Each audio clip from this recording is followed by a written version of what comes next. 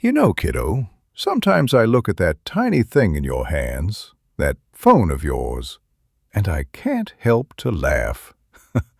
You've got more power in that little gadget than the entire factory I worked at in the 1960s. And to think, when I first saw a computer, I nearly ran out of the room. You were scared of a computer? Why? Scared? Son, I was terrified. Back then, a computer wasn't something you carried in your pocket. It was something that needed its own building. I'm not kidding. The first one I saw was in 1967 at the steel plant where I worked part-take as a maintenance assistant. They brought in a big gray machine from IBM, the System/360. They said it was the future of business. Looked more like the future of nightmares. They kept it in a separate, glass-walled room, air-conditioned, humming, blinking with colored lights. You couldn't just walk in there. You had to wear a clean lab coat and special shoes. The air was dry and smelled like electricity and metal. It was the first time I realized that a machine could have an aura. There was a young guy from New York, name was Stanley, but everyone called him the Computer Man. He wore glasses thick as Coke bottles and kept 6 pens in his shirt pocket. He looked at that machine the way priests look at altars. "Gentlemen, this machine can calculate the entire payroll in 8 hours." 8 hours? We thought he'd lost his mind.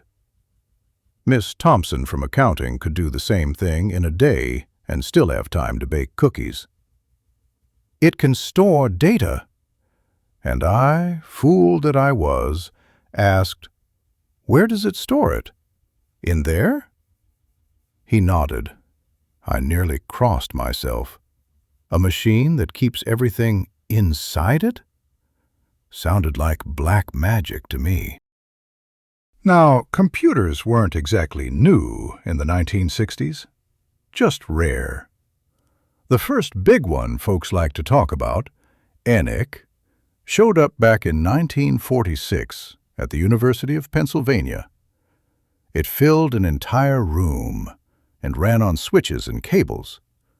No screens, no keyboards, just raw electricity and patience. By the 1950s, the U.S. had UNIVAC at the Census Bureau. IBM was shipping machines that looked like refrigerators married to jukeboxes. Across the ocean, the British built the Ferranti Mark I. In the Soviet Union, engineers worked on Besem and Strela. Everybody believed their machine would change everything. And funny enough, they were all right. These weren't conveniences. These were engines of power for code breaking, rocket design, national math contests with real stakes. Rumors spread fast on the factory floor. Some said the computer would take our jobs. Others said it would take over the world.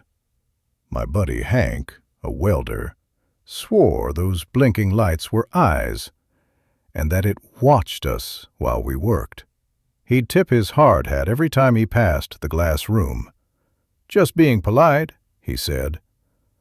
That's creepy, Grandpa. Oh, it was. And the worst part?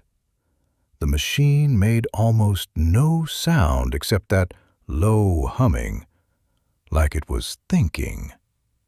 Every time a relay clicked or a tape reel spun, my heart skipped a beat. Still, there was something mesmerizing about it. Those lights, red, green, amber, looked like the heartbeat of the future.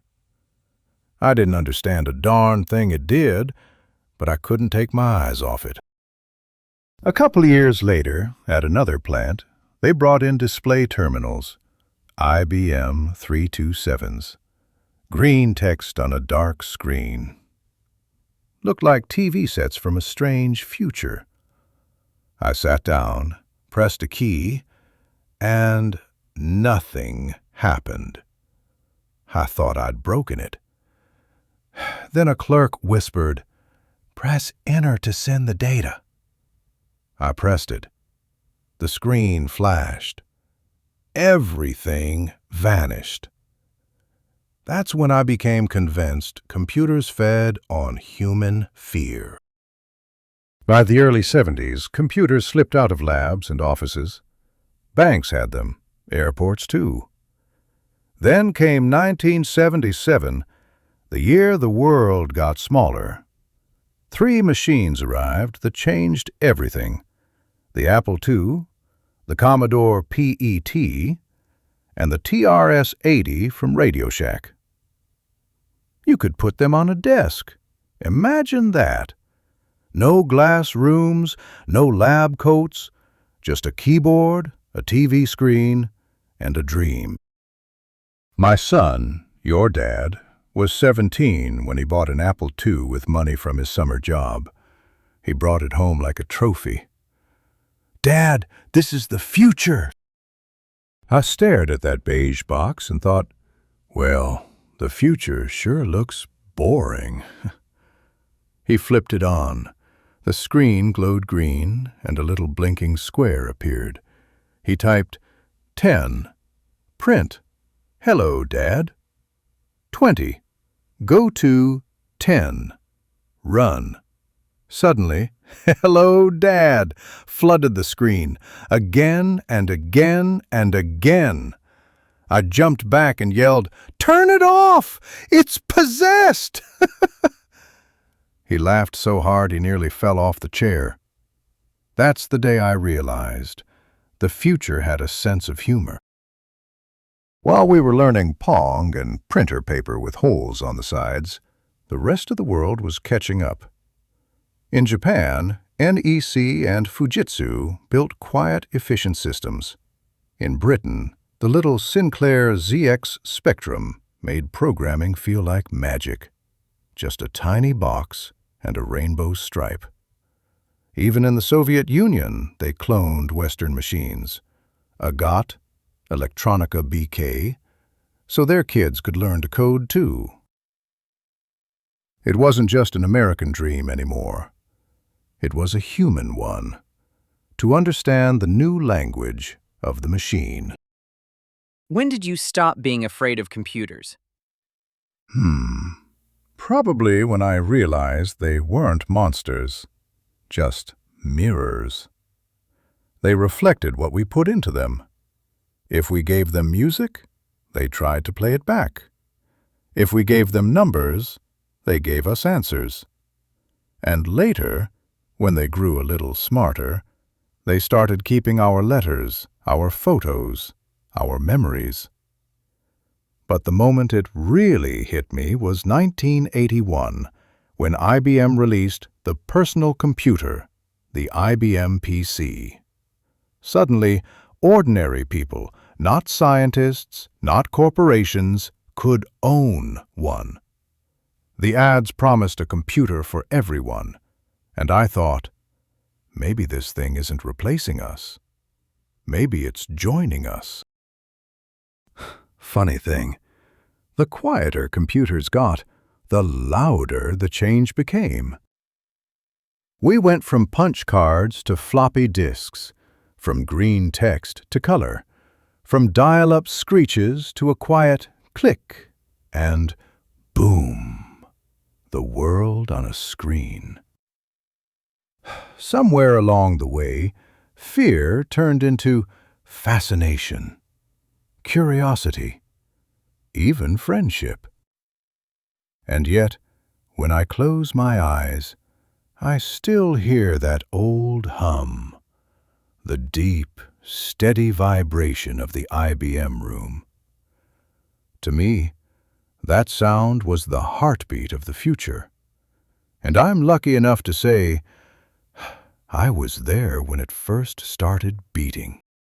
That's amazing, Grandpa. Do you ever miss those days? Miss 'em? Sometimes. But you can't miss what became part of you. Every click, every beep, it's like an old song now. And I wouldn't trade it for anything. Now, this little phone in my pocket tells me the weather, reminds me to take my pills, plays my favorite songs, and sometimes asks, "Are you still watching?" Am I still watching? You bet I am. Thank you for sitting with me today. Until next time, remember, the best stories are the ones we remember together.